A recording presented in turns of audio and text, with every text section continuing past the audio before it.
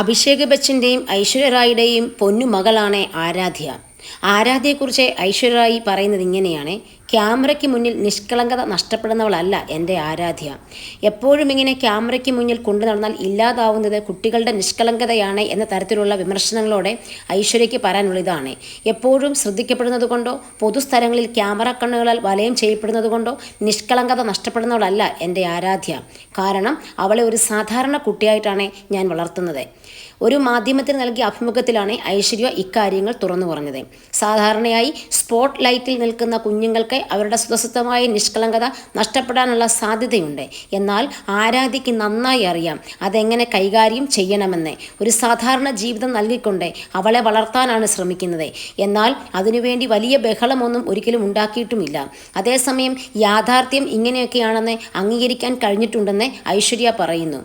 ആരാധ്യയ്ക്ക് സാധാരണ ജീവിതം നൽകാനായി ചെയ്യുന്ന കാര്യങ്ങളെക്കുറിച്ച് ഐശ്വര്യ പറയുന്നത് ഇങ്ങനെയാണ്: മുംബൈയിലെ നഗരത്തിരക്കിലൂടെ സഞ്ചരിക്കുന്നത് സാധ്യമല്ലായിരിക്കാം, പക്ഷേ ഇവിടെയുള്ള 2-3 പാർക്കുകളിൽ ആരാധ്യയെ കൊണ്ടുപോകാറുണ്ട്.